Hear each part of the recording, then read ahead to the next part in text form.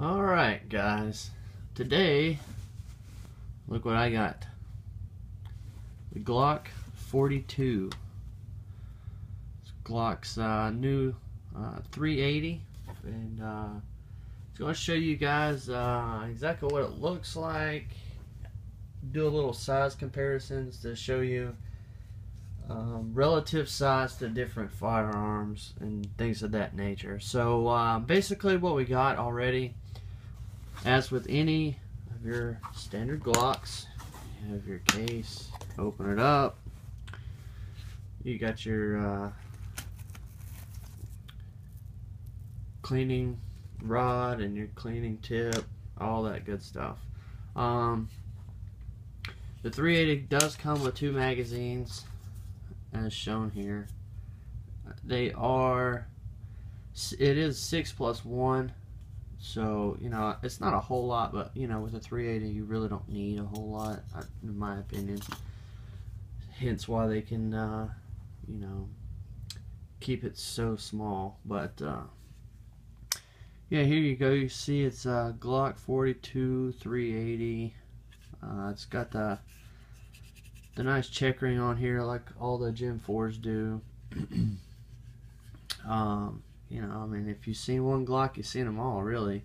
But you can kind of see, like, you know, in comparison to, you know, how big my hand is. I mean, it's literally the size, you know, of my hand, which is, you know, is perfect, in my opinion, for, you know, a backup pistol, like a pocket pistol. That's mainly what I use it for. But it does, safety check, clear, no mag. It does have the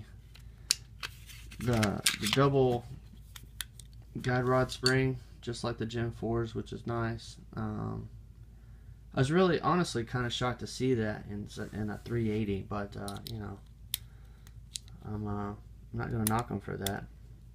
But anyway, there it is. Really like the size of this gun. Just to show you some comparisons, here's the Sig Sauer P238. This is the other 380 that I have. You know, once again, safety check. Absolutely gorgeous pistol. Love this thing. And this is what I had for the longest time until the Glock 42 came out. I'm a huge Glock supporter, and you know, it just kind of broke my heart that while Glock did have a 380, it wasn't available to the United States until now. But if you've ever seen the Sig P238, then you know how small it really is. And you know, if you go to compare it, you line up the beaver tail and everything, it's really, I mean, it's really not that much bigger. I mean, the trigger housing and everything is, but you know, overall length, you know, it's really comparable in size. And you know, this is what I carry as a backup pistol, you know, in my pocket, and it's perfect size. The only thing that I don't like for putting it in my pocket is that the slide lock here. See how it kind of protrudes up like this, and depending on how I'm carrying it in my pocket, yada blah, this will dig into my side along with the thumb safety, you know. But if I put it on this side, you see how it's smooth. I don't have to worry about that. With the Glock, you know, you have the low profile slide release, and you know, it's slim. I mean, it's really thin. But showing you another comparison just to show just how small it is. You know, here's a Gen 4 Glock 19.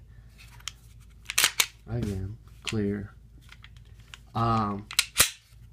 Just to show, you know, the size difference. I mean, look at this.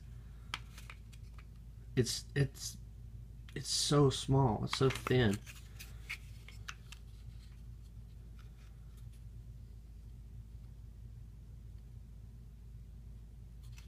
But again, you know, like I said, it does have the checkering just like the Gen 4s do. You know, I was just so excited to finally see that United States actually had the 380 model that we could actually purchase instead of law enforcement only. And you know, I don't know why they decided to wait so long to get the 380 and release it. Probably R&D. That's really the only thing I can really think of to get more points to where it's available to the United States. But haven't had a chance to fire it yet. Like I said, I just got it yesterday, and I'm just itching to go out to the range and fire it. But I'm sure it's just like any of my other Glocks that I got. I mean, it's going to fire regardless. You can go down the road at 80 miles an hour and chuck this thing out the window and know it's still going to work. Whereas my SIG, would it do it? Maybe. Would I trust it? Probably not. The Glock, any day. It'll take anything that I throw at it. But yeah, just a real quick video. Just wanted to show you, like I said, size comparison, you know, between similar 380s like the 6 Hour P238 and also the Glock 19.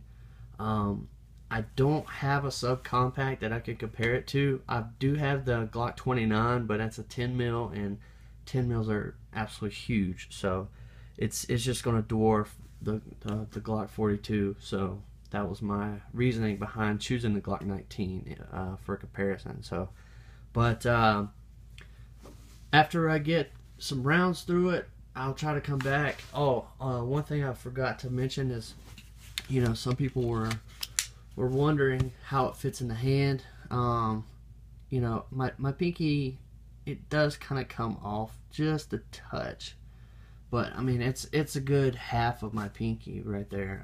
But I gotta say, I don't really see that as a downfall as to, you know, not having enough control. You could, I mean, if you wanted to, you could put your pinky underneath just like this, but I don't really foresee it being that big of an issue with the pinky coming off, especially you guys that have subcompacts. I mean, you're used to this unless you have a grip extender. But you know, the SIG is the same way. You know, in fact, you know, it's completely off there, and I don't know. I personally think this is the perfect size. Like I said, it's just a little bit bigger than the 238, but you know, I don't know. It's just, it's got that good solid Glock feel to it. And I think time will obviously be the tell, but I think Glock's really gonna hit a home run with this gun. But if you guys got any questions, leave them below in the comments. If there's anything that you'd like to see or anything of that nature, just leave it down below, and I'll get back with you.